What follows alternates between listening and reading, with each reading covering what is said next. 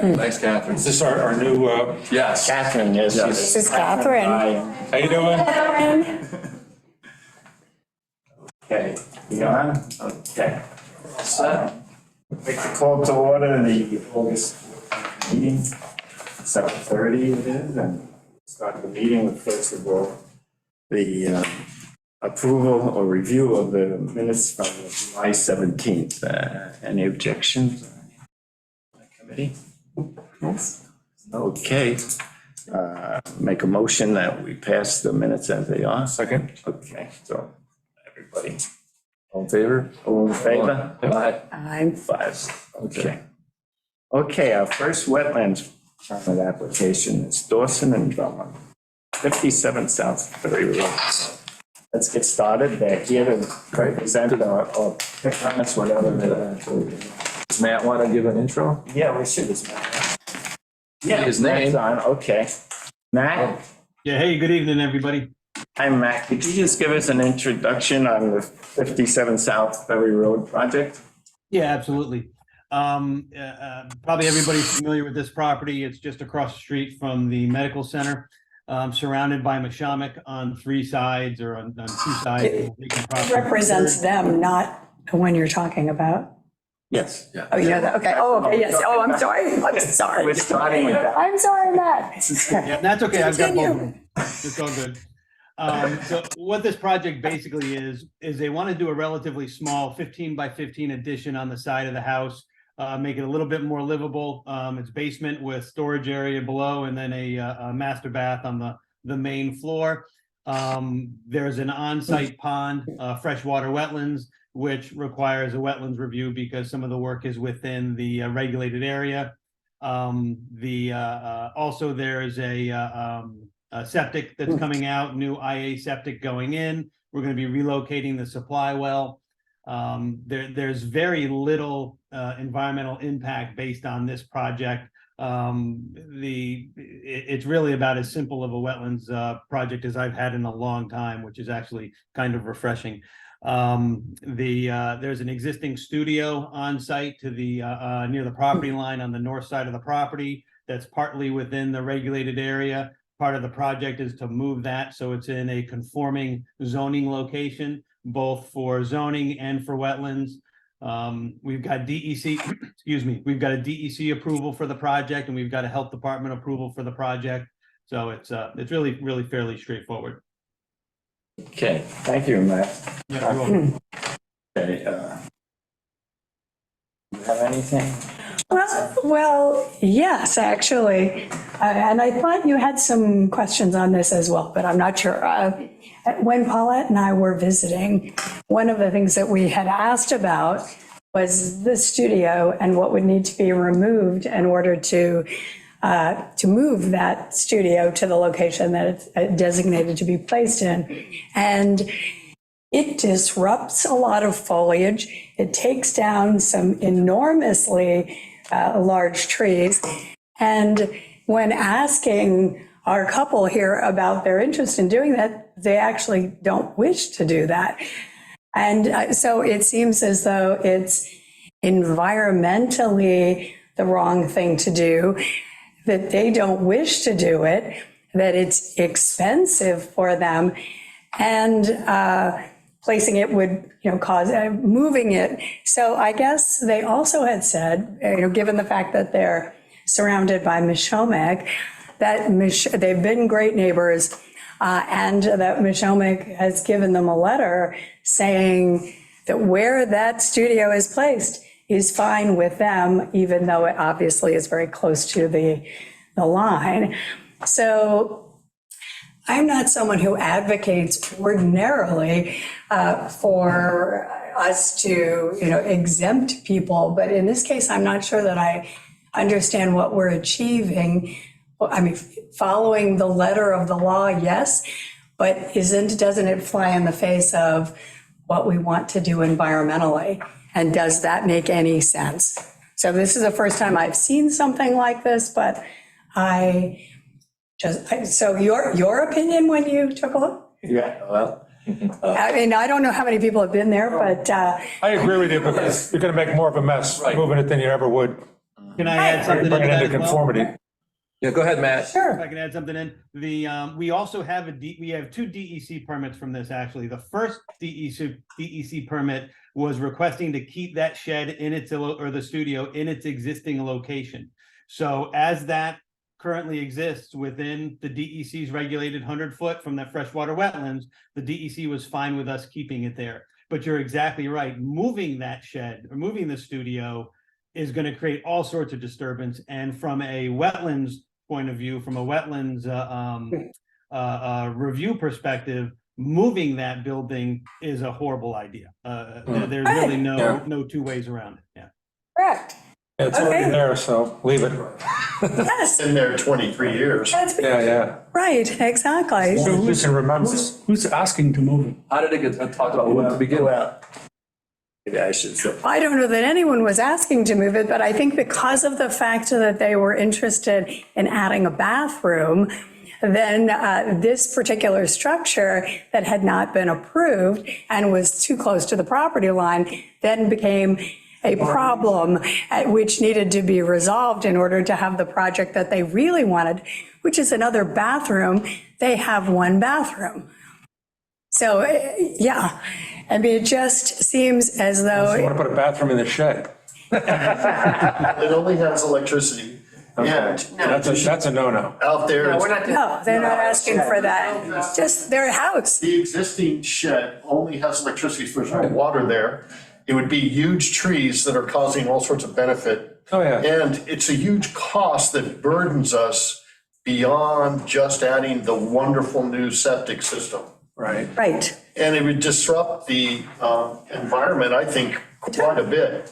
Yeah, and they did not lobby me, I asked no. them. No, I don't. No, I can see why that would. So that would bring it crazy. up if that's what you wanted to do. I took a look at that, and then the trees that are entwined and, and it's lovely where it is, and it made no sense at all to me, and then they explained their dilemma. Yeah. So I just wonder if we could address what they really wish to do and not have this undue burden that is environmentally a very bad idea. Right. So, what do you think, team? I just say, okay, I'm as everybody knows, strict proponent of the code and the law.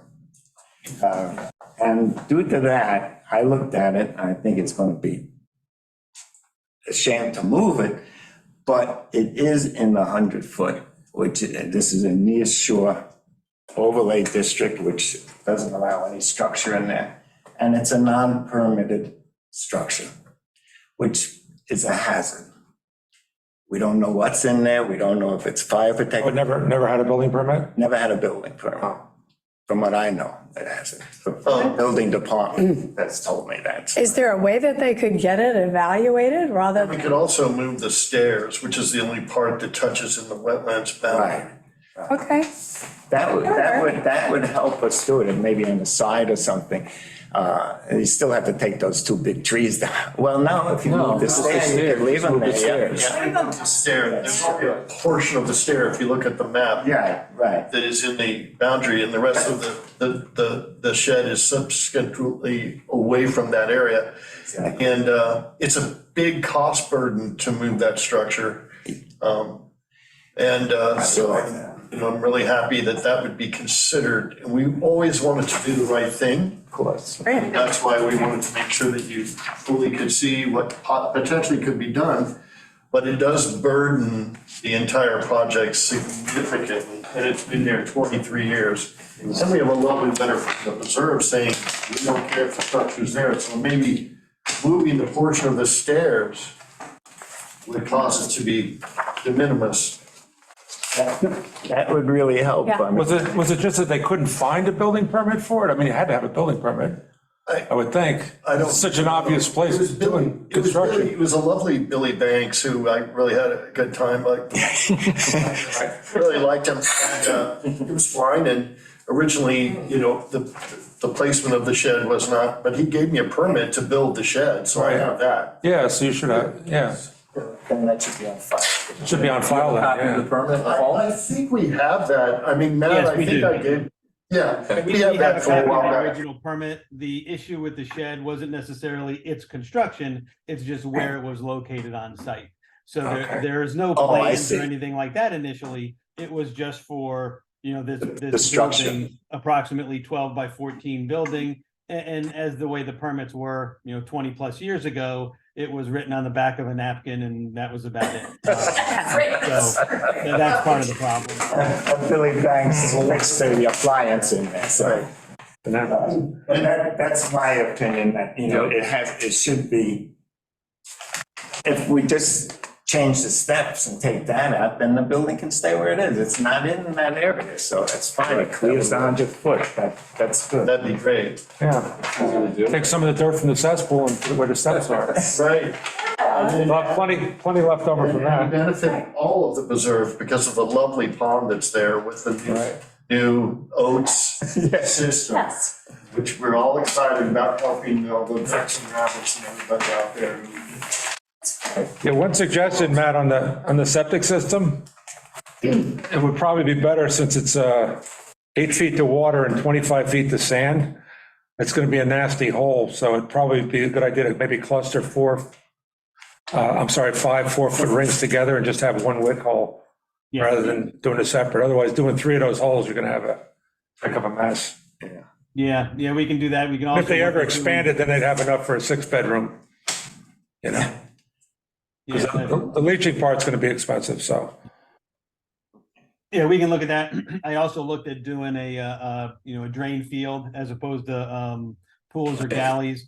But as, when the work starts, depending on what the conditions are, we can certainly adjust as need be. Yeah. Yeah, okay. Okay, that was my first item. An alternate thought? Howard doing state. Okay. Okay. That was first item. My other item was, looked at the 15-foot by 15-foot, and there's a minimum disturbance to the adjacent regulated area.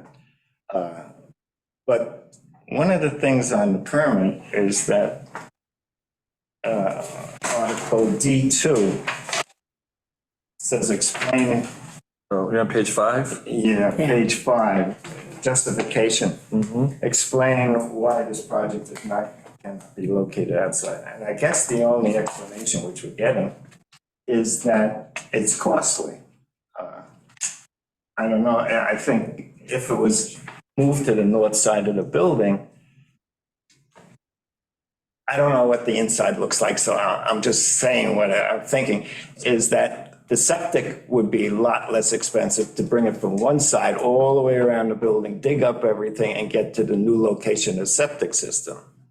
So around underneath your deck there and all of that. So you're saying put the septic on the south side? No, I'm not saying that. Put the addition, right? Put the addition where the shed is, And then. but I don't know how that fits with your inside. inside.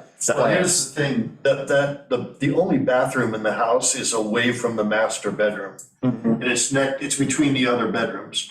And when we have guests, they're in the guest bedroom, we're all fighting for the one bath. By the way, just a little bit of history, my wife and I have been married 36 years and we've never had more than one bath. I don't know how we did it. We're getting divorced tomorrow. Yeah. We're still together. So psychologically, this is very important. Didn't have any kids, right?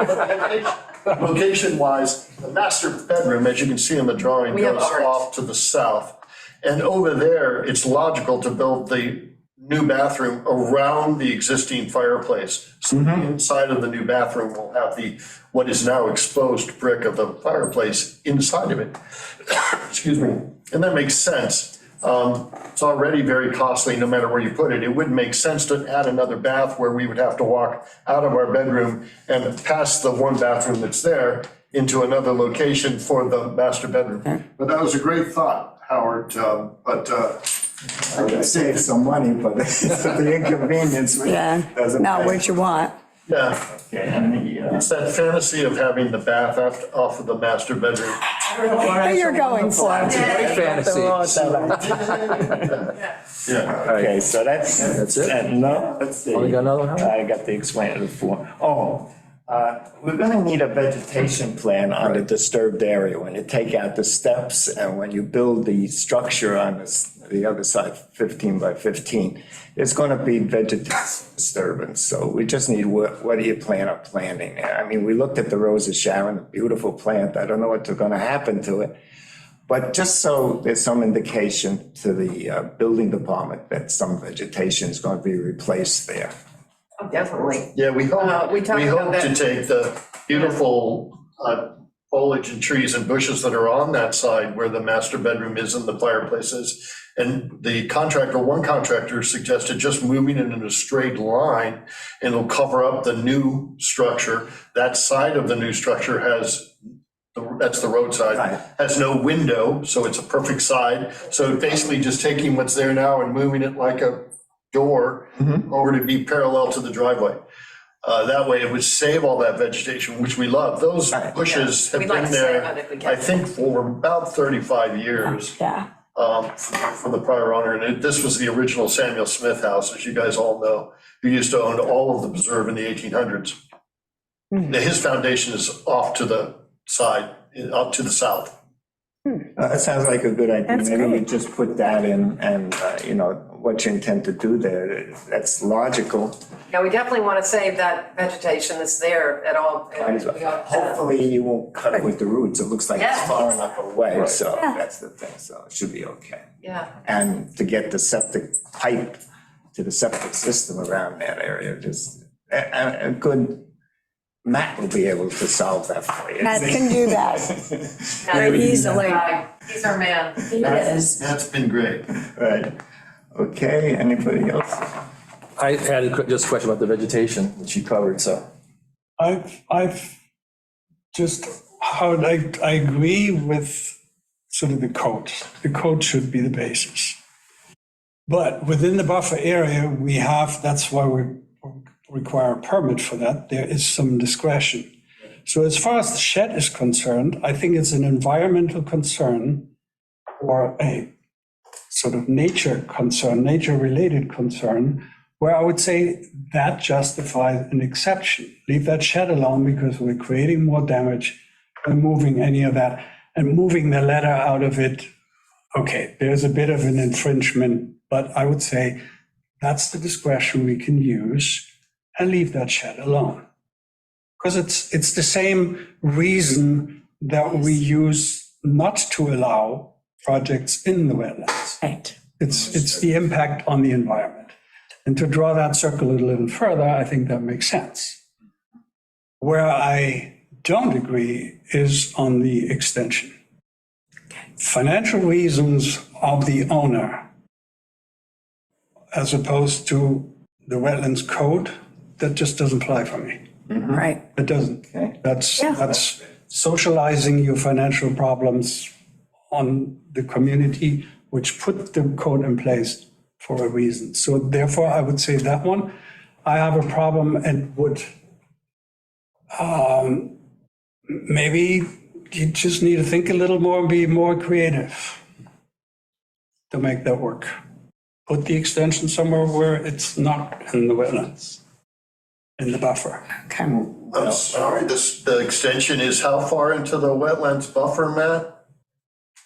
Doesn't matter. We're 84.4 feet from the wetlands boundary, so what's that, 16 feet into the buffer?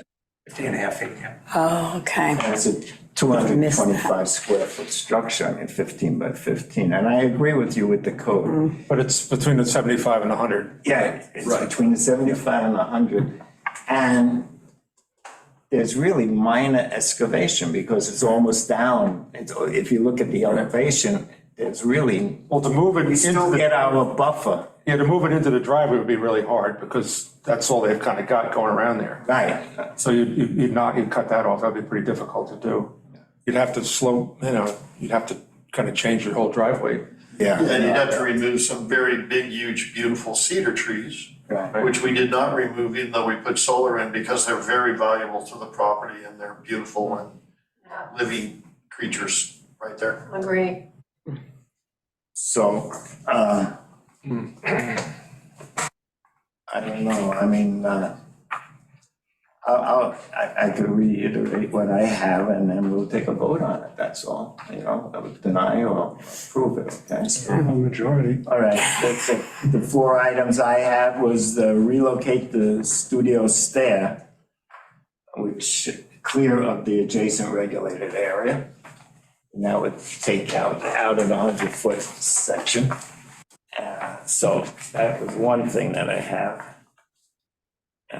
The other thing is that the minimum disturbance, the 15 by 15, is in, I'm almost willing to say it is a minimum disturbance, taking out soil. I mean, we still have the adequate buffer around it, but you're correct with the code, and I agree with you on that.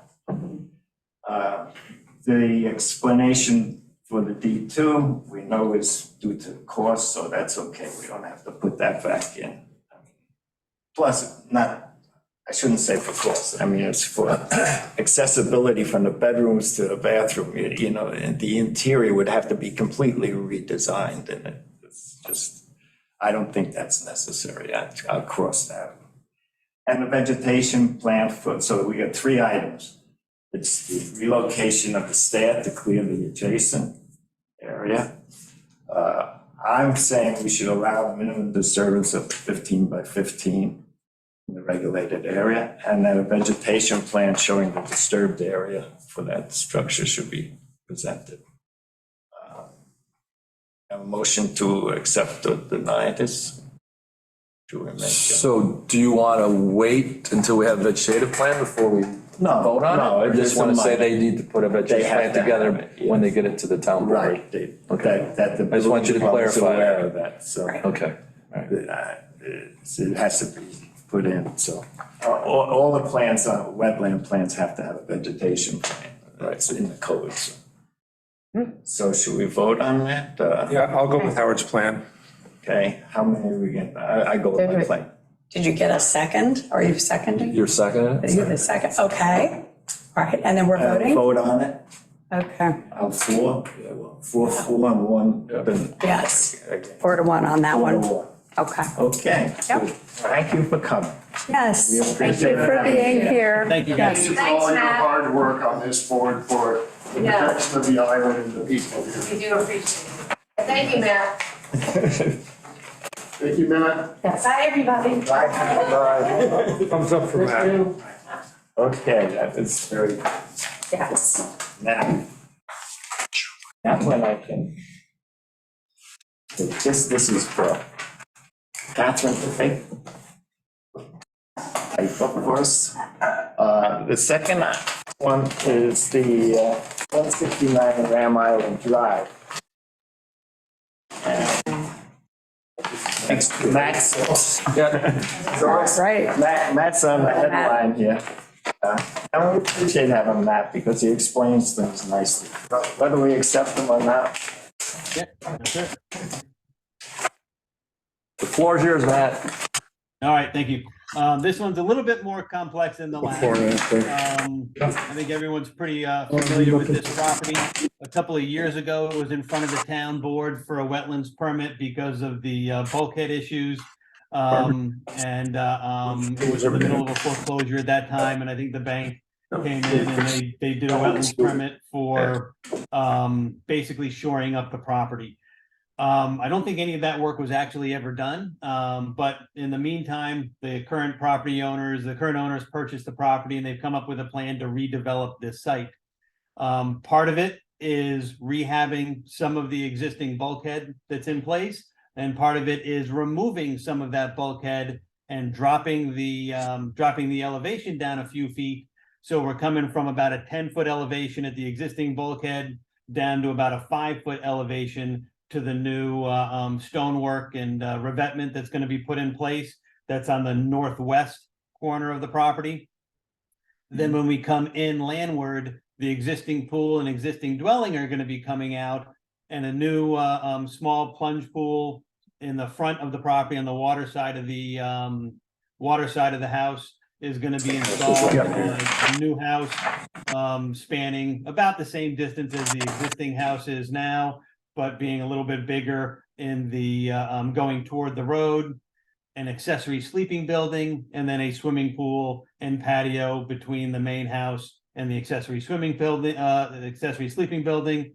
And then when you come further toward the road, a tennis court. So there's going to be a lot of things going on this site, but it's a long, narrow property. There's only a small amount of work. You have 2.3 acres, but it can't fit that, put two houses too big for that, to make it smaller, put it back. Yeah, whatever. Thank you, Matt. Thanks, I just You guys are talking about the everybody- plans. If you've got any specific questions on the plans, I can answer. I know there was some question in the first round when this was in front of the board. We had a 2-story building. We had some other things going on. For a variety of reasons, the applicants have decided to scale the project back and bring it down to a 1-story, 3-bedroom main dwelling. So that reduces the overall size of the building, made it a little bit wider, a little bit longer because of that reduction in the height. And then that also impacted some of the things that were happening, some of the regrading, some of the terracing, things like that. Another change that had occurred, and this is going through the DEC right now. Hopefully, we would have thought we would have been out of it by now, but Jack Costello is doing everything he can to get it through them. The new bulkhead work, the DEC should be, fingers crossed, should be coming out on the other end of that one sometime soon for the rehabilitation of the one section of bulkhead, and then the reconstruction on that northwest corner of the bulkhead going down to the revetment. Okay. Thank you, Matt. Yep, thanks, Matt. I would just like to say, before we go around the table, that we reviewed this in the last meeting in May 8th, and there were several items that we picked up and which Matt just confirmed. We had said that when a new mean high water mark has been established, that the committee will then look at these plans, because it doesn't mean anything until the DEC does their thing with this and gets approval. So that's one of the things that my statement is. We recommended the last time that everything be pushed back clear of 100 foot from both the side wetlands mark and the front wetlands. And we said provide a test well at the location of the new structure so that we could see exactly. It's a very high elevation, but now they're excavating, which is, I think is completely against the law to excavate out of the wetlands buffer zone. I don't know where that idea comes from. This is all we have to prevent anything from washing into the shore wetlands there. To take away existing buffer, I don't even think I just don't see that as a thing. And they have done some things, they dated the drawings now. But one of the problems we have is that we don't have drawings we can actually read. They're all 8.5 by 11, except for a couple of. Wait, hold on a second there, Howard. Yes. You don't have copies of any of the site drawings or the site plans? Yes, we do. We have the survey, we have of the site plan, but nothing that we had the last time, like showed the Costello drawings, and bulkhead and the plantings. That was all on 8.5 by 11. Yeah. So it's very difficult to read the foliage and the vegetation plans on that scale drawing. I mean, I had a magnifying glass. I could make it up, but I'm not going to struggle through 30 pages. That's not what we're here for. So, No, you're not. And we submit I've been submitting for as long as I've been doing this, all of the site plans and the supporting approvals, like the health department is a 24 by 36 drawing. The DEC approvals, depending on the project, those drawings, a lot of that stuff you should have gotten full-sized copies of. I know that's always been a problem, to the point where when Ed was in charge of the committee, I was offering to send him direct copies of full-size drawings for the committee so that he could then distribute them to the rest of you. So if you're not getting all of the application documentation you're supposed to be getting, then, you know, let me know ahead of time so that I can do something about it, or let Catherine know and she can get in touch with me and I can, you know, get things directly to you guys. Because obviously you got to have the right information to make an educated evaluation of any application. Yeah, as you know, the planning department has now taken over from the town board, and they should be going through these drawings to say whether they're adequate or not. And as far as this committee, we're concerned with the site plan, the survey. We don't care about the building plans unless there's structures going footage into the regulated area. And also the vegetation plans, because that's required under the Wetlands Code in 129 that the vegetation plan be submitted. And that has to, I mean, you can look at these, you can't read what the vegetation is. So it will, in the future, Matt, since you probably will do 95% of the future plans will go through you, that vegetation plans are full scale, you know, drawings that we have the same size as the surveys. Yeah. 1 inch equals 40, whatever it is, you know, so. That's another one of the comments on that. Last time, I just brought up a question that should be asked from Costello is, is there a way that we could get away from CCA piling? Because it's environmentally not correct. It's arsenic, and I've talked to the Water Management Committee, and they realize that that's a problem, but it's not a major problem for just piling. But they do have pilings that are fiber coated and will stop the leaching of arsenic into the wetlands and the shore. So I don't know if it's, my question is really to Costello, what they're doing and what the future looks like for us. Yeah, and I can certainly ask Jack that and bring it up with the planning board when the time comes. If there's alternatives to the pilings that, you know, will meet the need for this project and be serviceable and make sense, by all means, I don't see how that could possibly be a problem. But let me talk with Jack and I can get back to the town on that. Okay, the last, well, those are some of my items. I should let other people talk. But we need a SEPTES permit because over an acre of land is being disturbed, and you know, we need the state pollution control The on SWIP, that. it's called a The SWIP, SWIFT plan. Stormwater Pollution Protection. The Plan. SWIFT plan. Right, that's right. State consultant discharge. So It's a big deal. that's It is a Yeah, big- absolutely. Anything that's either got over an acre of Acre. ground disturbance, or Right. even if you have less than an acre of ground disturbance, even if you've got a high chance of runoff. So you Right. could have a half acre piece of property, like one out in Hilo Shores, for example, that's got a steep grade to it. That would require a SWIP as well, but Yeah, yeah, this project definitely will require one. has to have that, and that should be submitted along with the documents, so. Okay, anybody, before I finish my other things, or you want me to finish mine first? Well, I'm going. Okay, let me finish mine, and then we'll go, because I gotta pass this on. The first one was that after the New York State DEC establishes the bulkhead and the high water line, that has to be submitted, so we're waiting. for that. Right, so we really, We can't really. we won't rule anything on it until we get that, right? And if I can Yes. make a comment on that about the Yes. revised wetlands boundary, the new revetment is gonna be at a 5-foot elevation.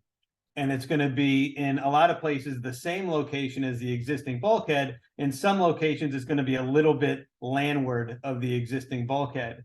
But the front face of that revetment wall is where the wetlands boundary is gonna be, because and I'm sure all you guys know this, that in a tidal wetland situation, the wetlands boundary is typically at a 3-foot elevation.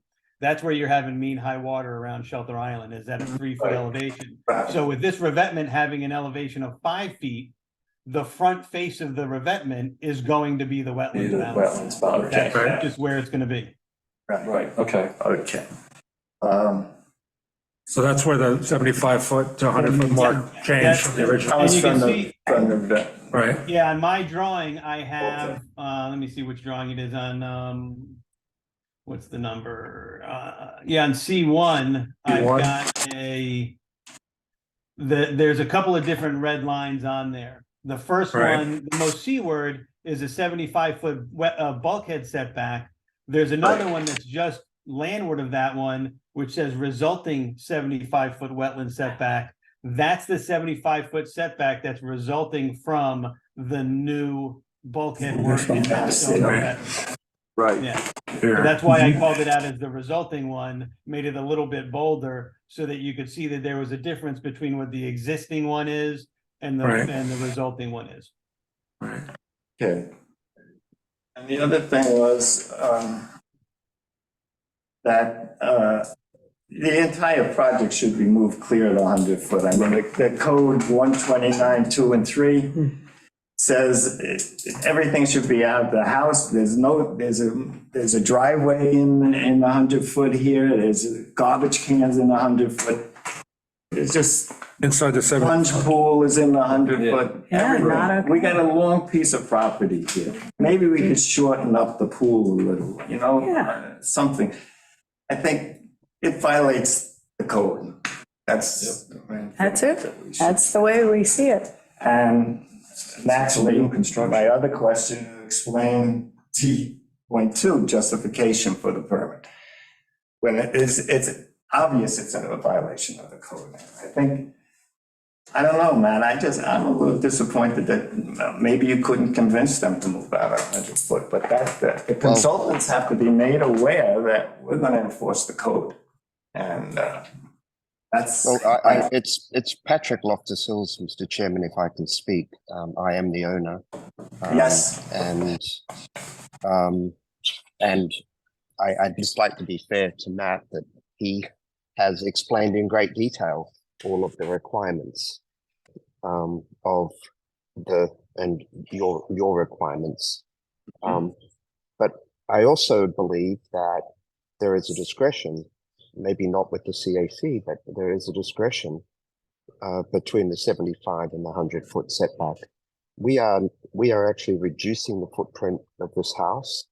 None of the house that we're proposing, nor the plunge pool, is outside the existing footprint. In fact, the plunge pool is basically where part of the old pool or the existing pool is, except that we're removing all of the pool and the surrounding deck that's within the 75-foot setback, improving dramatically the situation on the land. And the existing house is almost entirely within the footprint and is half the size of the current footprint of the existing house. So in my view, we, notwithstanding what you say in relation to the regulations, in our view, the footprint of the house, the improvement to the footprint of the house and the improvement in the pool situation deserves some recognition.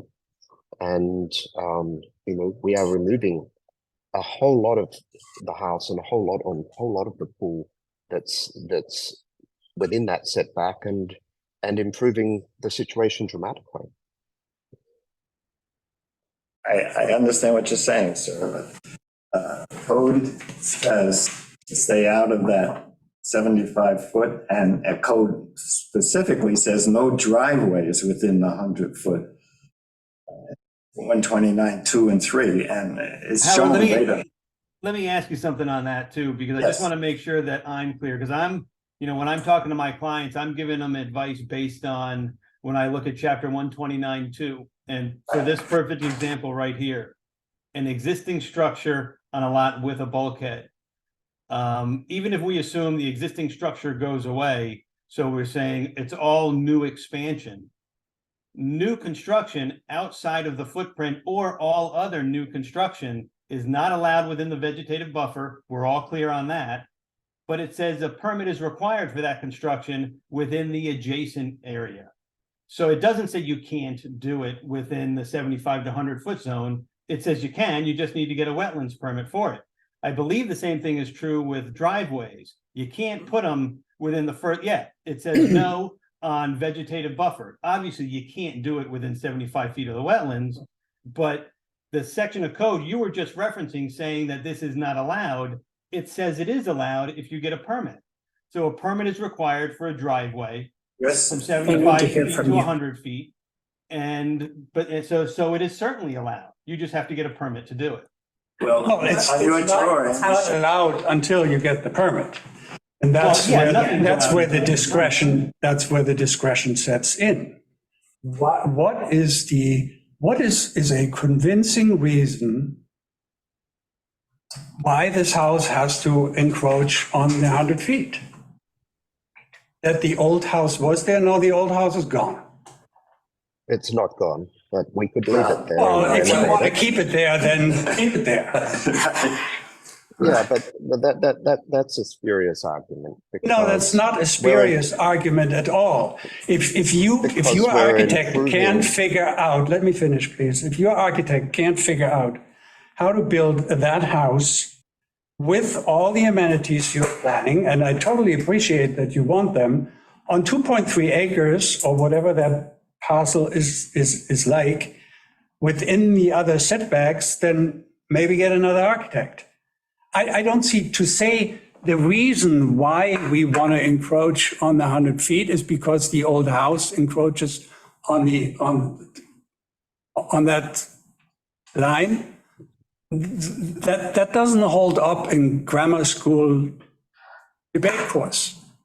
That's not an argument. That is what you want. And I appreciate that. Everybody's trying to push their limits.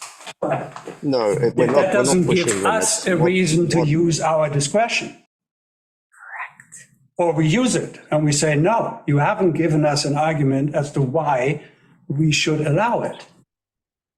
The reason the house is sitting where it's sitting at the moment is because of the westerly view.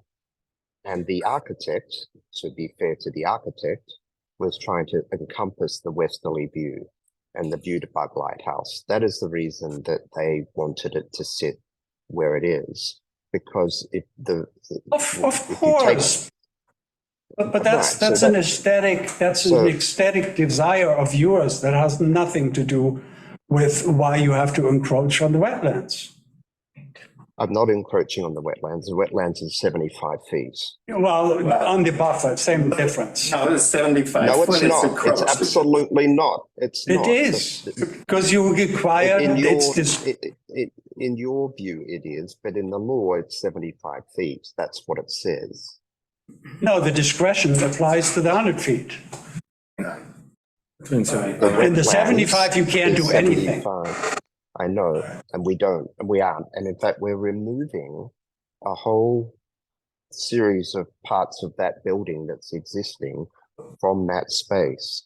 But how's that relevant? You are building new into that space. It's improving the wetlands that you're talking about. No, it reduces the encroachment. It's not improving. It reduces an encroachment for which there is no good reason except for your aesthetic desire. And I totally get that. You want to preserve a view, but So wait, not at the expense of the wetlands. so basically, we're talking the plunge pool is in with a 75 to 100 feet, correct, Matt? Right. Yes, that's correct. The plunge pool Okay. and a little bit of patio between it. And Right, the patio, and then it looks like the course, just a small portion of the garage, is that correct as well with the new line? Yeah, that's correct. That garage, the corner of the garage is over 100 feet from the on-site wetlands. It's where that, on the neighboring property to the west, where the beachfront comes back to that 3-foot elevation. Okay, That causes the off-site wetlands causes that to kind of arc in and clip that corner of the Right. corner of the house. right. I mean, I can't tell from the drawing, but maybe you can tell me, but how much of that garage, that corner of that garage is in within the 100 foot? Do you, like, square foot, do you have an idea of that, or? Yeah, give me just a second. I think Okay, I've got thanks, that. Matt. And the walkway. And the Yeah, walkway. that's Yeah, 110 square feet of the house is in the adjacent regulated area. And the second floor is cantilevered over the first floor, or the the first floor is cantilevered over the base floor a little bit, and you've got 90 feet to the ground floor and Okay. 87 feet to the main floor. So when you say the house, you're talking about where it says garage on our, Yep, you got it, Okay. exactly. okay, Have you That's the used up your ground floor 100, that's shown. okay. did you use up your 100 square feet of Allowable. Allowable, allowable? Yeah, because Anywhere? you're at 110 for the house. So when you add that, and then you also add the plunge pool and patio in, the plunge pool is Cheers, though. 228 square feet, and that patio between it and the house is just under 400 square feet. right. So the house is 110, the plunge pool is 228, and the patio is just under 400. So that's where we're at as far as our overall encroachments are concerned. I don't think we have a total of what the the Well, you also existing. have the- You also have the driveway and the garbage cans. Right, That's inside the 75 foot. exactly. Right. So that's gotta- that- turnaround that's gotta area, go. So, and we recognize that we might have to sacrifice that, because when we first did the layout, we I see. didn't have Yeah, that. right. Thank We didn't you. have Right. the curve from the neighboring wetlands. We Yep. just had it from the on-site wetlands. And that's when we saw that was cut into that 75. So, So if you lost the plunge pool, you'd be right, good. if you took out the plunge pool, could that be located somewhere else within reason of what the owners would like? Mr., I'm sorry, your name? My name is Patrick Loftus. So, yeah, Patrick. I mean, would you be amenable to if the plunge pool is located in a different area, or do you have real hard feelings that you like the plunge pool where you have it on the permit here? We would like the plunge pool to be there. Okay. But what, Okay, so- okay, just thought I'd ask. Don't worry about it. Yeah. Okay. Okay. We give our opinion and, And Right, we don't need to redesign. no, right, okay, no, just asking. Yeah. no, that's good that, I appreciate it. Would everybody be okay with it if the plunge pool wasn't there?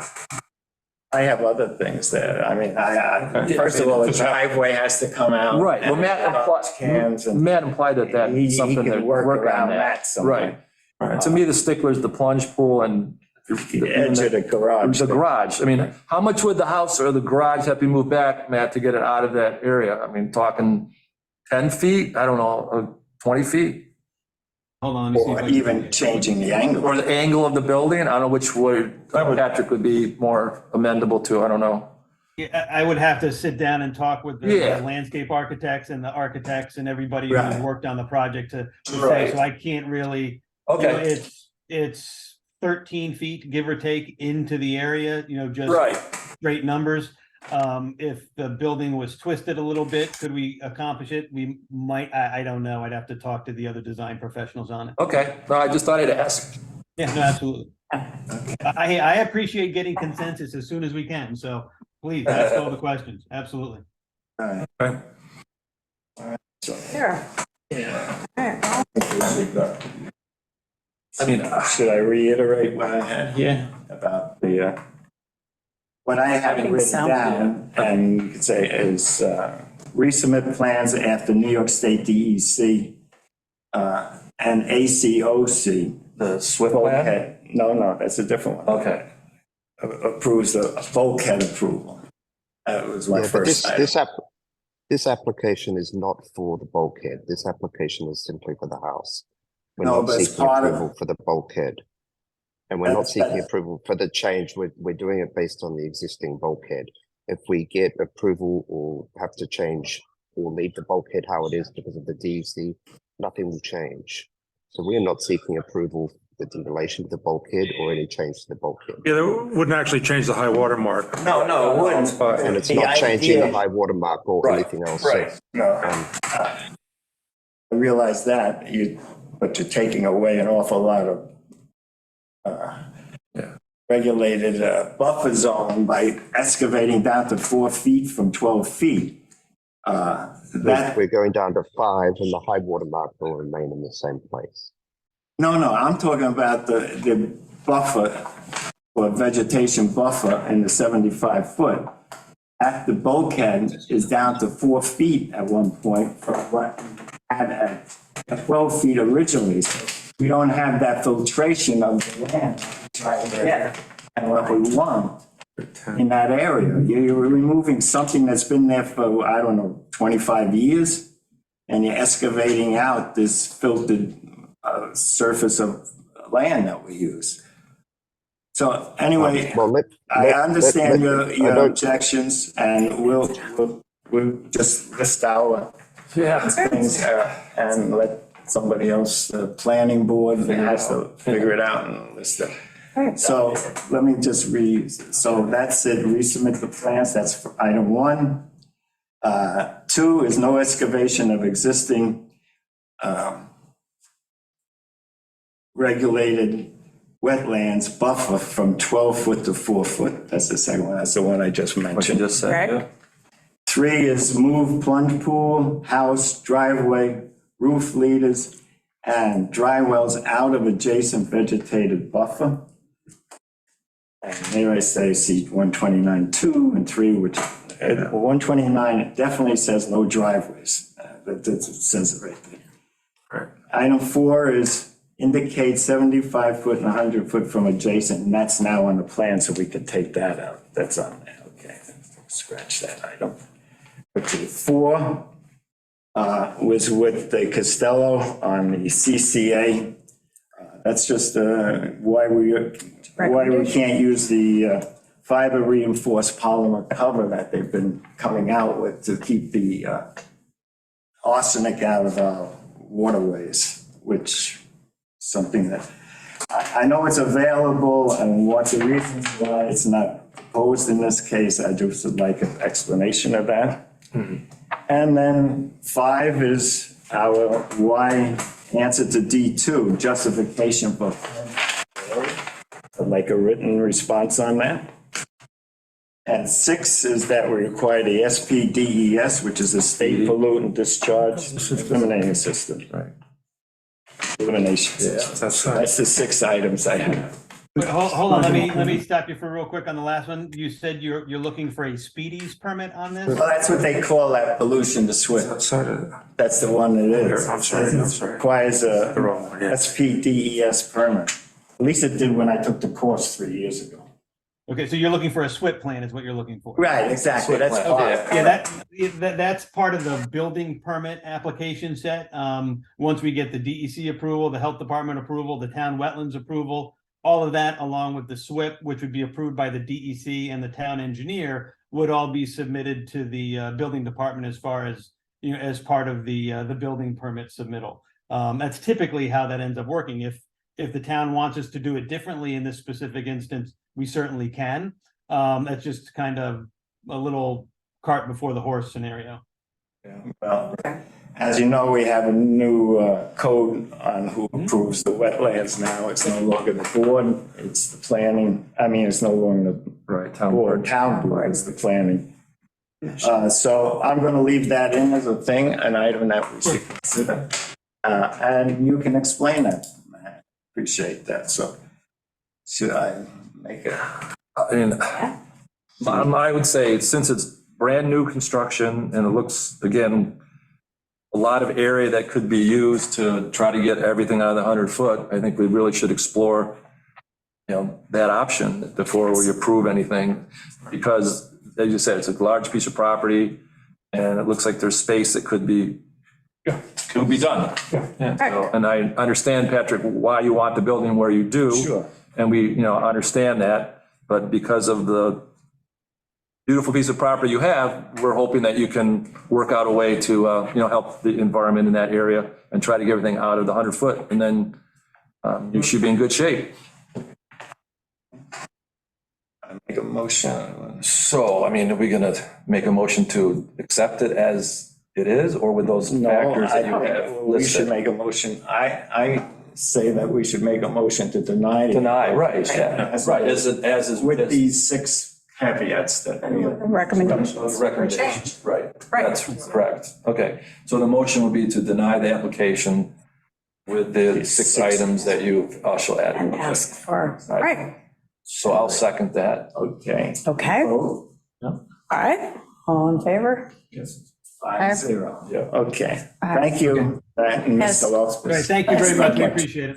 Thanks for your consideration. I appreciate it. Yeah, thank you.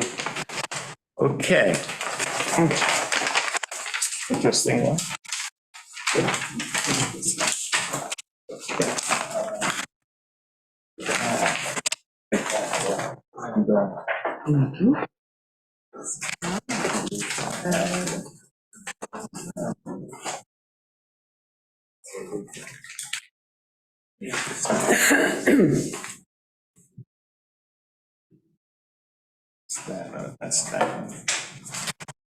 Okay,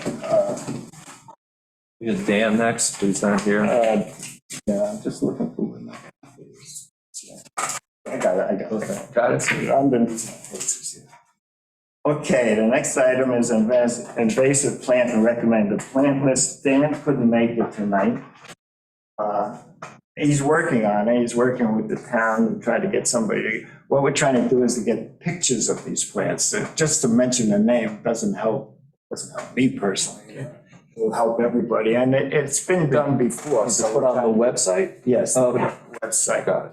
And he's working on it. He's working with Tim Pertel of the Green Options Committee, so they're going to work together closely so that we all agree on what's invasive and what should be planted. So it's just something we should look at. I read an interesting article about trees. You know, we have a big thing going on with tree removal on the island, what should be clear cut and all of that. And an oak tree uses 100 gallons of water a day.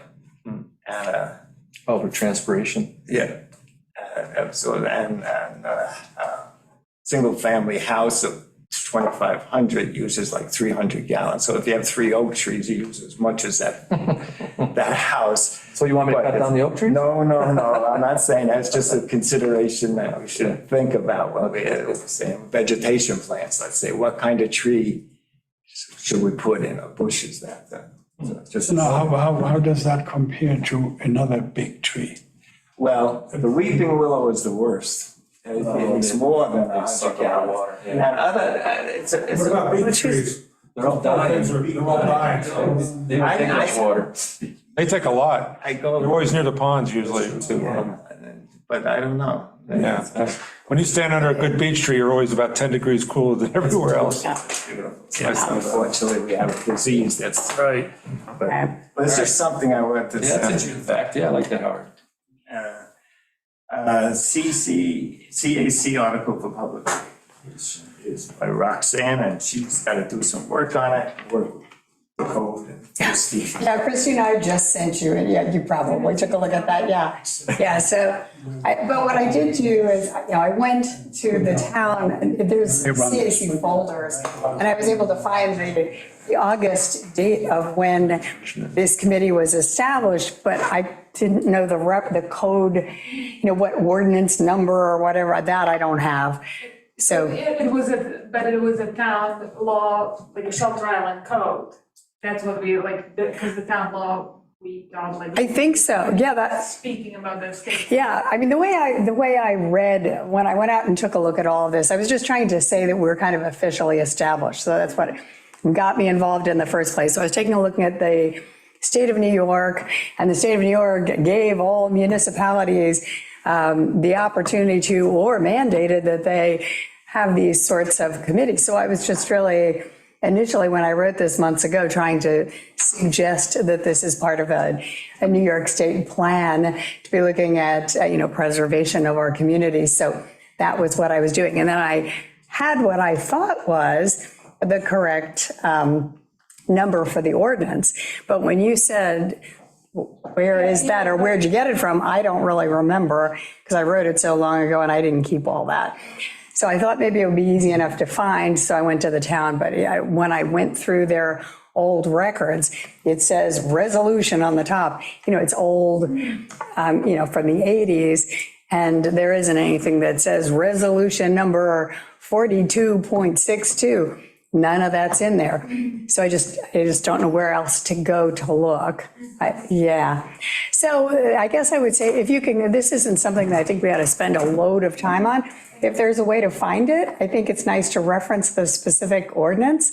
If not, I'll rewrite the sentence, and then we can get the, you know, because we can put it on a website so we can describe the the Conservation Advisory Group. I think that's easy enough, right? Okay, so just let me know if you can find it, and if so, or if not, we'll amend accordingly, okay? Thank you, Christine. Yeah, thanks, Christina. All roads lead back to Christina. I feel badly about that, but whatever we can do. Thank you. Next thing we have is pesticides. Mark, where do we stand on this? Are we getting anywhere? We haven't. Yeah, we just talked about the article that we wrote, and Right. then we're sort of waiting to find out the specifics with the town on that, right, as far as getting it. Oh, well, I sent it, in terms of approval, I sent the 2 articles, and then the one I got back just said, yeah, I sent them both. You didn't have them both? I did them together. Okay, And so, yeah, I'm sorry, and I probably I haven't talked to you. Yeah, so I just, after our last meeting, I, Now I see that, yes, that was a while ago. It came in a weird format. the weird form, oh, yeah, okay. Yeah, I'm sure you had that before. Well, I think what it is that, on my new computer, I didn't buy Microsoft Word, but I made it into Word because I have Pages. So, Yeah. but if you can't, You give it a hard time. can you open it? You can't. Okay, I'll send it to you. All right, I didn't realize that. is that both articles you can open, or just the one? The one came Apparently. in a one came in a normal Word and. Okay, the pesticide. So it has to be that one somehow didn't Okay. convert when I thought I did it. Okay, but I didn't know it, so I couldn't correct it. Okay. Okay, Take care I'll of it. send it to you tonight, and you will have it. Okay. Is it? Okay. Right, the next So, all item right, great, easy enough. is James is here tonight, which we missed your last meeting. So he was on vacation. he's on the Oh, I thought you were. Serving our country, I would like Oh, to that's say. right, you were. In Well, thank you for Mexico, Oh, you were- working with veterans, thank you. Got it, So, it's a labor of love. there you go, good. Nice. I will say that the town is putting together the tree clearing issue about going into a property and clearing massive amounts of trees. In fact, clearing 95% of the property has gotten the concern of a lot of people here on the island. Good. The town board is looking to put together a committee. We had some people that were willing to serve down in Silver Beach. We had some people like Tim Patel that was going to lead the charge. So we have the committee actually put together. I was looking for the makeup of the committee. I just couldn't find the people that were on it. We have 5 or 6 dedicated people for that particular purpose.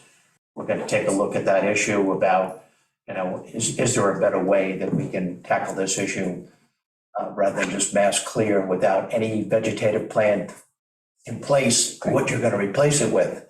It's one thing to go in and just do a massive clearing, but it's another thing to say, well, and I'm looking back 17, 18 years ago, and I bought the property on, Peconic. I went in and pretty much cleared most of it. Most of it was locust trees, sloppy trees that were just absolutely terrible, and they're weeds in my estimation, and I got rid of all of them. But I did plant 320 bushes of trees and grasses on the property, and people comment about, the vegetative plan. I think it's a pretty good plan. What I'm trying to do now is, and again, a lot of people are talking about this, is getting rid of more grass and creating more Right. environmentally friendly Absolutely. things. The same way I'm seeing in LA, people for the first time on these fancy neighborhoods, getting rid of grass and irrigation of lawn and putting in cactus and other desert-like things that will thrive in that drought condition. And, it's a win-win-win situation for everybody. So that's number one.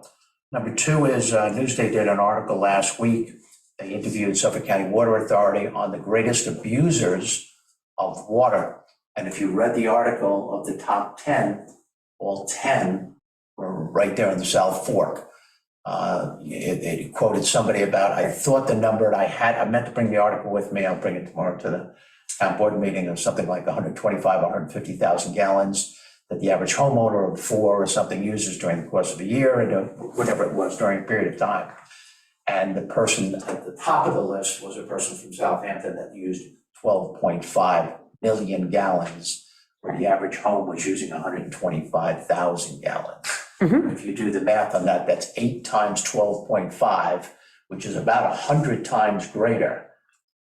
Quickly in my head, 102 times maybe it is, quick math, that that person is using over the average home. Now, obviously, it's a big home. They showed the pictures of these homes. They're estates, but everything is irrigated. Everything is lush green. Everything is, Right. it is what it is. And that's all coming out of Suffolk County Water Authority's And it is. water. That hasn't, wells on the property just for irrigation? I have to bring in the article to really look at. Because I can't imagine read it. them. But the whole thrust of it is that it's a shared resource. It's coming out of the aquifer, whether it's on site or coming from Suffolk County Water. They're established wells, bringing the water to the home, and it's being abused. And it's high time that we get the idea that people can afford to do it, even if there's penalties built in, and they, if you're a billionaire and you own a 12-acre lot on the ocean in Southampton, you are probably a billionaire or damn close to it. The fact that you get raised, it's going to cost you $100 million to keep everything green. So what? It's not a problem when you can afford it, but it is a problem because of the resource is limited. That was an interesting article, and I will see if I can make copies and send it to you guys. That would if you be didn't great. see it. I didn't realize the Suffolk County Water Authority provided water for irrigation. I thought it was just for. This was everything. I'll show you the write-up. You pay the bill, you can use the water if you want. Really? Wow. Well, if they have the infrastructure. to Right, get it. yeah. I mean, our irrigation system, the cistern filling is all off island. Yeah, no, I know, but I didn't think that They would, they have the capacity to do things like that. yeah. I know you, on a third item, protecting our pretty water sad. sources, the town board came up with 11 recommendations that we worked on at last Tuesday's meeting a week ago. And one of them had already been adopted, and that had to do with the use of water sense certified appliances and fixtures. We also brought in, the 12th one actually was the drought restrictions, where the WAC had established the drought restrictions, which we as town board approved several months ago, back probably 2 to 3 months ago. And that's now part of our guidelines. And the one that we approved the last Tuesday was the use of pool covers. That's no longer, it'll be mandatory, the use of pool covers. We looked into the idea of regulating the size of a pool, the depth of a pool. We decided not to go there, but we did establish the pool cover. There were 2 recommendations that need much further research and much more discussion. They're long shots, so to speak, out of the 11. But there were 7 that scored 2. And scoring 2, we define that as something, a recommendation that needs further review and discussion, but obviously is attainable, something that could be attainable. So I wrote up a thing over the weekend to the town board, which I shared with the town board. I would love to have Joe Fenora with the WAC, along with Reed Karen, be able to revisit the 7. I talked to Jerry about it today. I don't care whether they tackle all 7 or they say, listen, let's take the 7 and divide them in half. The top 3 or 4 are what we feel that we can handle. The bottom 3 maybe should have been scored a 3 and need to have further review. But I would like to keep I don't want to say the pressure on, but yes, I would like to keep the momentum. the movement, the momentum on these initiatives while we have the existing town board in place. I think we are, basically 5 of us are pretty much dedicated to, if we say water is the top priority on the Shelter Island, then why aren't you doing some of these other things? And some of these other things are doable. They may need a little work, they may need a little more discussion, how you phase them in and everything else. And that's why having the town engineer, having the guy who's running the building department, and having our experts, so to speak, on the WAC, delve into that might be a good idea. Just kind of throw that out. I know we have. Just one comment, the new IAs work better with regular flush toilets and, because otherwise things get too concentrated. Okay. So, for those particular things like urinals, like especially with the school, don't go for all that low flush stuff. It's just going to make everything worse. So I'm sure they already put it in.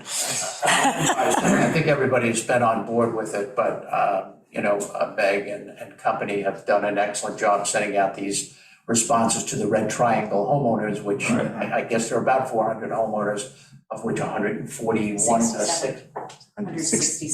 167 potential? Is that right, Catherine? That's right, yeah.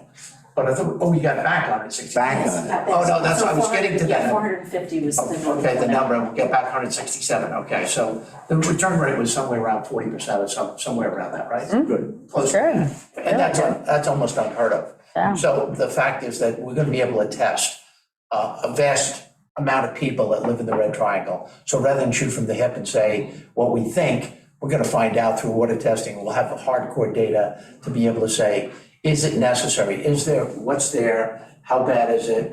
And should we be bringing water to these people that live inside this Red Triangle? And again, giving them that option and putting their health and safety, at the top of the list. So it's a process. It may not happen all within the next few months, but it's hopefully something that we're moving towards. In terms of the municipal wastewater treatment plant, that's simply, it went from the front burner to the back burner. It's something that will be considered by the new town board. It's not going to be realistically considered by this town board because obviously we have enough on our plate right now. We had enough opposition there that might have to be redefined. Maybe the new town board will decide that IA systems is the way to go all the way through, or maybe we decide that Manwaring is not the place and we're going to relocate someplace else.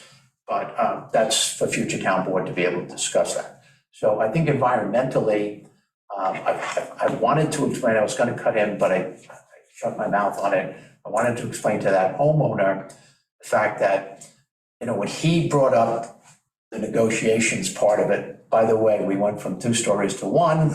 We're putting a new IA system in. It's all part of the old thinking here in town hall, of which WAC was victim of, WAC was.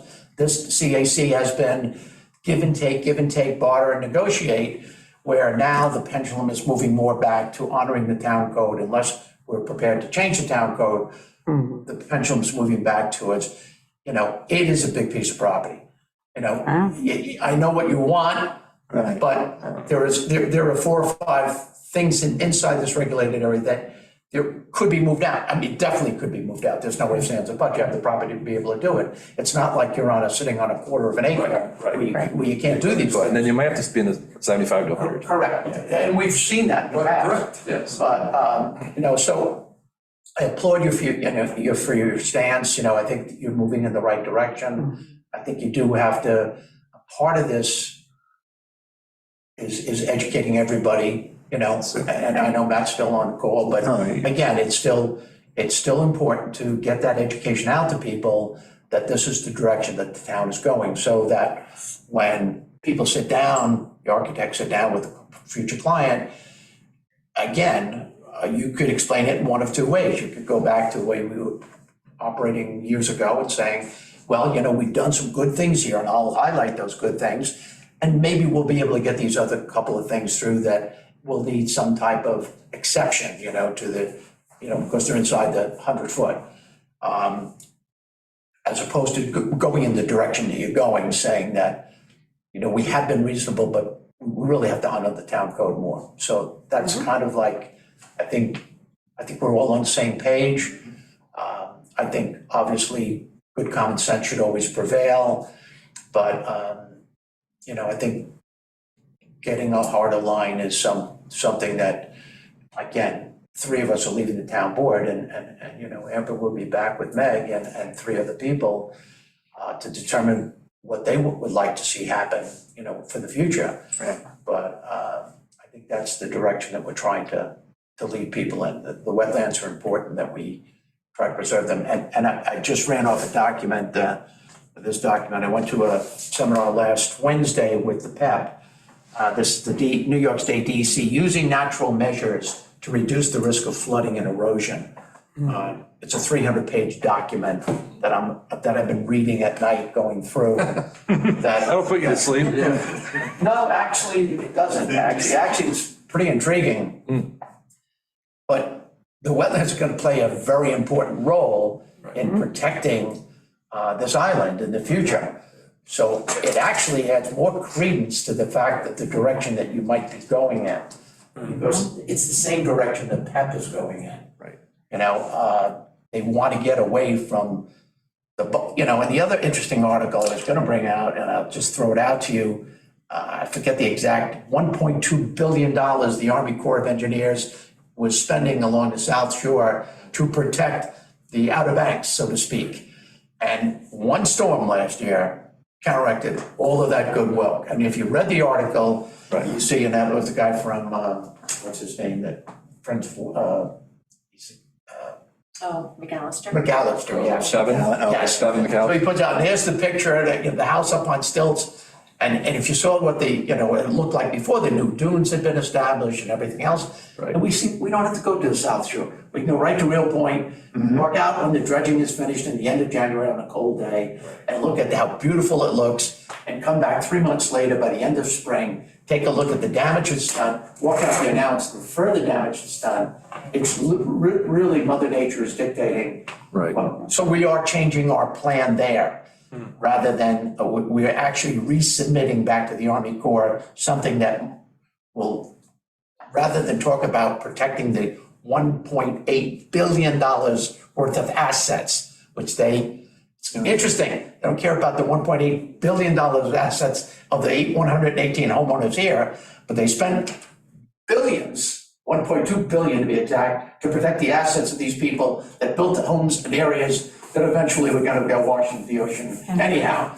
So it really it startles me. This is the Army Corps that turns us down, for a project that may cost $5 million. It's not costing $1.2 billion. I realize the magnitude of that problem. But when I read it, it's laughable that they spent all that money and most of it is gonna be ultimately wasted. Right. The other thing I did is I looked at talked to the people at PEP last week about opening up Shell Beach and getting better flow up into West Neck, up into the creek and up into the harbor, up into the bay, excuse me. And she said, listen, Jimmy, I can show you all the studies right now. When the breach happened on the South Shore and the water came through during the hurricane and opened it all up. Pikes. Remember, people ran to the school, close it up, close it up, close it up, close it up. And then the next summer, they had new fish and new wildlife, little islands that formed. Keep it open, keep it open, keep it open. But the bottom line was that the water quality in the area that opened up and breached changed. Right. But if you go beyond that scope, just either way, a quarter of a mile, an eighth of a mile back, water quality really didn't change much at all. And she's saying that is pie in the sky stuff, thinking that, you could open up Shell Beach, get that better flow going up into the creek. You're not gonna get the bang for the buck. Mother Nature is dictating what's happening up there with high temperatures, low oxygen levels, high CO2 levels, you can go on and on and on. Also have too much silt. Yes, and I brought up the dredging, we were out of this thing a little bit with wetlands, but I'll end on that. I did bring up the dredging thing, and we are pursuing that a little bit. Yeah. Well, I have just 4 months left in the position as chairman of this. One more thing, we were talking about Real Point. You guys could kind of do it yourself on the cheap. You just get a bunch of mafia blocks and you set them at a certain direction with the southwest wind and catch the sand, and then turn them again in the wintertime when the northwest wind hits. And just grab and just build it back up yourself. Sounds like a snow fence. Yeah, instead of letting it just wash around in the gravel's the only thing that's left. And you could do that. Interesting enough, not only I'll end on this, Real Point gone down in terms of cutting on the eastern shoreline, it's scooped out like somebody took a knife. Every storm they've taken it, and instead of this wide, it's now back to this wide. Right. But it's flattened it. Yeah. It's like the wind, there's been no overwash that I know of. Yeah, the wind. But the wind keeps blowing, and having some type of snow fencing or something in there to prevent the wind from taking. Right, that would it work. adds to the problem. Because the whole thing is you don't want it tall like the groins. Right. They've got to be low so they blow over the top. Right. But with the mafia blocks, you move them around. You don't leave them there in a certain direction. Once you've caught that sand in the summer, Now you retain that and then keep it from washing out in the winter. We asked how that got its name. Just go, sure. No, but I mean, that's something you guys could just kind of go down there and play with, Yeah, you know? Because you're not getting anywhere the other way. yeah. And try it. Are they like just cement, like It'll- fuzzy barriers kind Yeah, of? no, they're 6 by 2 by 2 by 6 foot. They're not designed to really stay together because they're, you know, you can put a cable through the hooks and try Yeah, to, I know what you're talking about now. yeah, you know. Yes. Yeah, they hold about a yard of concrete, about 4,000 pounds apiece. But you move them around. That's the whole idea, you know? And you could get a form for something that's a little better than that, but that would work. You could do it, you know, they sell them for like $75 a piece because they're all just washout concrete, you know? Yeah, we need to change our thinking, but I think the application will focus more on habitat, wildlife conservation, things of that nature. And, you know, obviously Taylor's Island is still a historic site, which factors into it. That's the one thing inside there that they because it's an historic site, does create some attention. But we're gonna resubmit it, you know. Jim, I'd be interested in that document you just got from DEC, you talk about erosion, was that you mentioned, the 300 thing you just got? Yeah. What's it, erosion and what, was it? It's right online. It's, if you go to PEP, it's Yeah. called Using Natural Measures Yeah, to Reduce the Risk of Flooding Right. and Erosion. okay, It was written in August 2020. okay, great, And it's thanks. updated, the original document came out in 2014. They updated it in 2020 and they're updating it constantly. Okay, But it's pretty fascinating reading, gives you a lot of great ideas great, for the future, right, you know, rather than yeah. strictly bulkheading and, you know, low points and things of that nature. The other thing that I would mention is, again, I'm not a hydrologist, whatever, but again, and maybe you guys can say as well, that with the weather changing or whatever, that a lot of the rain, I was not here Saturday night, because we were in Rhode Island, but that rainstorm Saturday night, we had a lot of rain in a short amount of time. Yeah. And those types of rainstorms, if I'm wrong, but I think we're seeing more frequently, those types of rainstorms.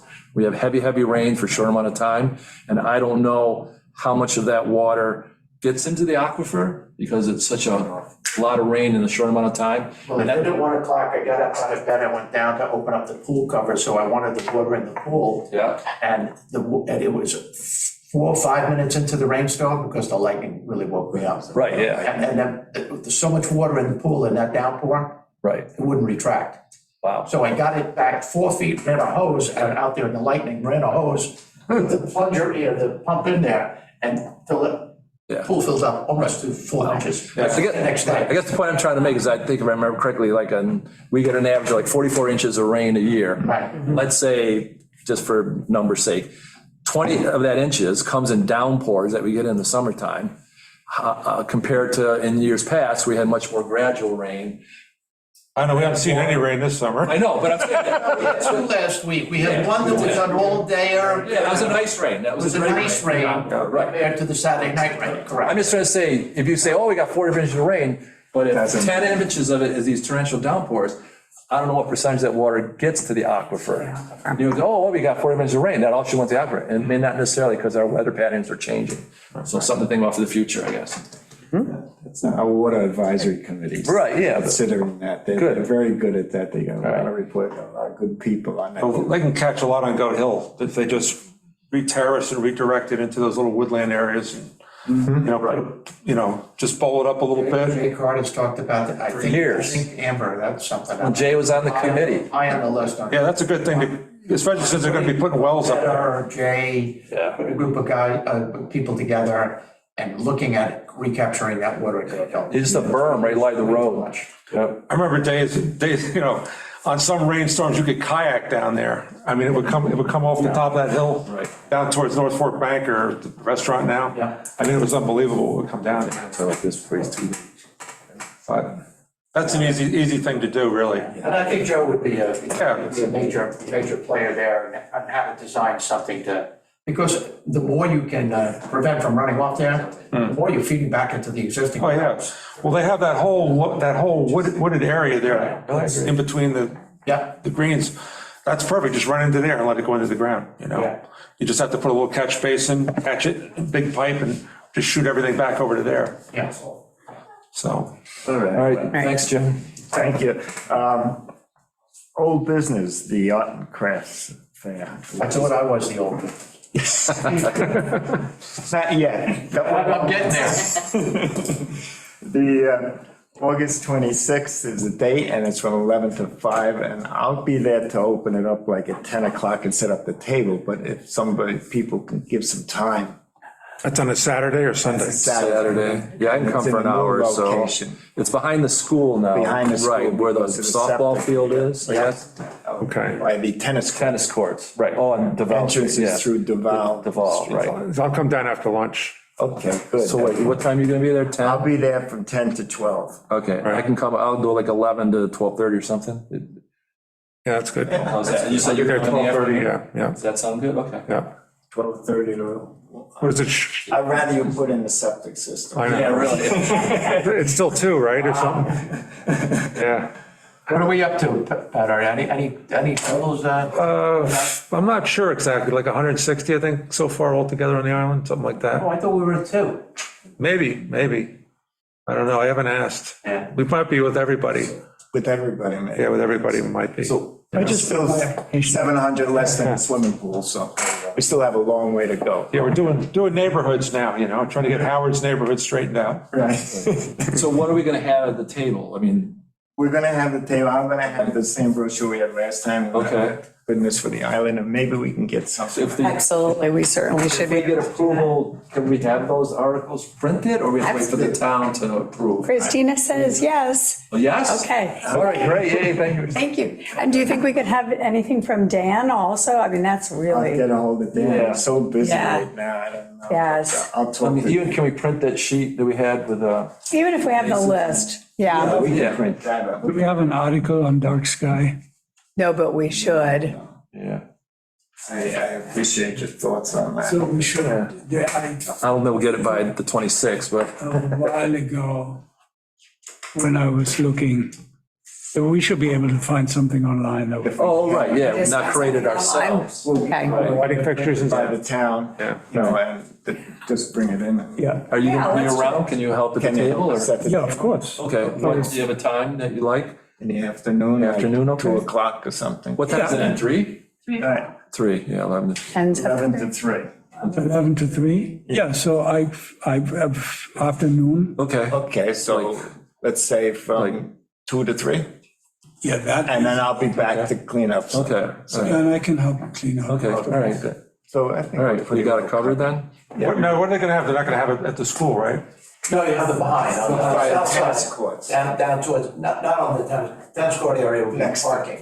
Right. It's that level up with Oh, the handball court thing is? with a handball type of So where are we thing. gonna be? We gonna be at the Legion still or not? No, everything's No, gonna be there. we're gonna, Everything's gonna be there. there's a map. Everything will be there. You have a spot, you'll all be together, just designated away from the arts, adjacent to the arts and crafts. right.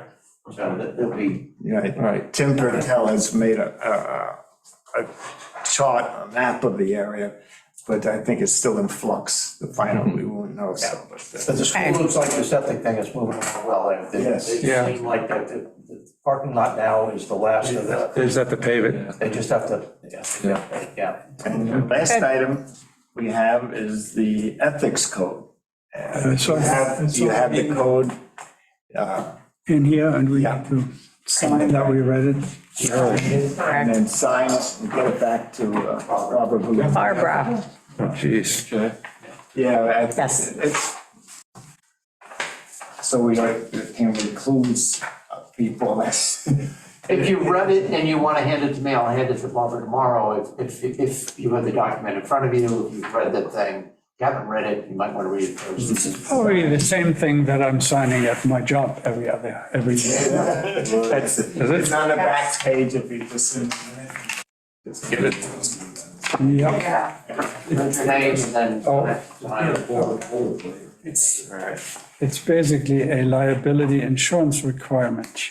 Oh, no. It's CYA for the town. Right. Oh, by the way, we always need that CYA. Yeah, of course you do. I had a question. Are we included in the town's DNO? Absolutely. We are, right? Absolutely.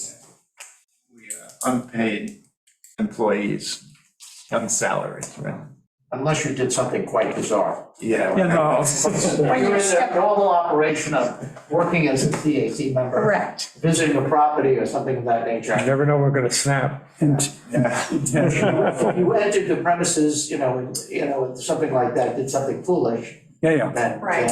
then you would not be covered, I don't think. And 4 of us are up for Yeah. renewal this September, so just think about it.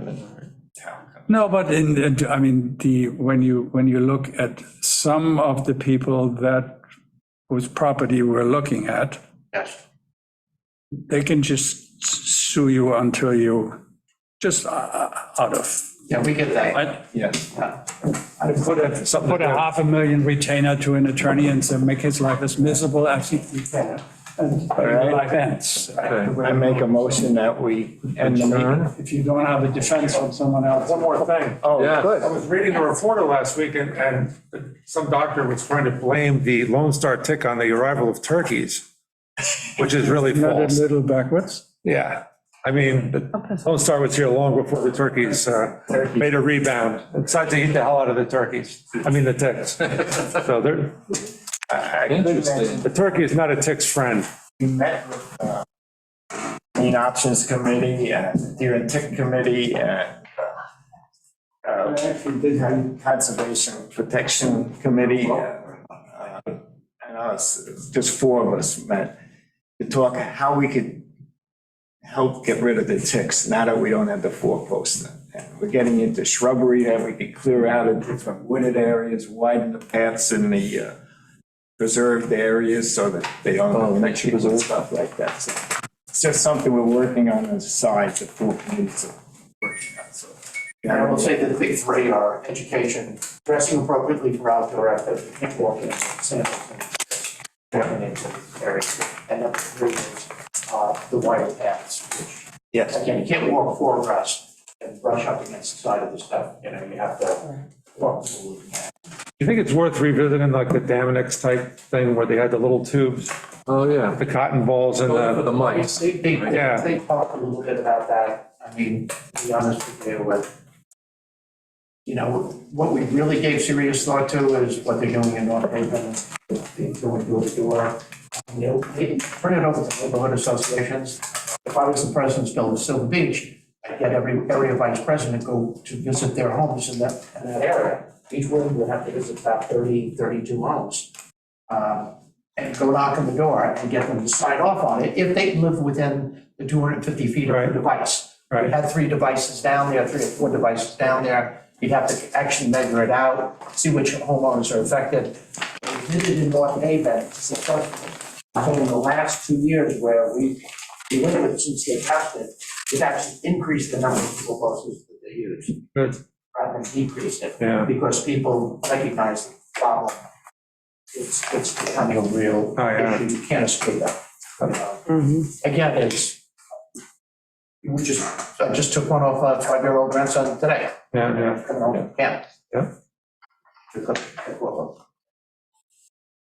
Bad here, I went into Riverhead with my grandson, the older one, from LA, 33 Lone Stars, and we were in there for about 40 minutes. Wow. 15 on me, he had 18 on him. Adult ticks? Adults. Wow. Biggest problem there was, same path that I had gone down 7 weeks ago, which was about 8 feet wide. Yeah. It was about 24 inches wide, and you were rubbing on Yes. the sides of the thing, and they were just jumping on you. Yeah. I don't even go in the woods in the summertime. It's not worth it. I stay in your truck. Knock the woods out of the way. Yeah, all right. Okay. Thanks, everybody. Thank you. Yes, okay, everybody, great. for Thank the you. meeting information. Next thing I'll be whacking. I'll see you Saturday.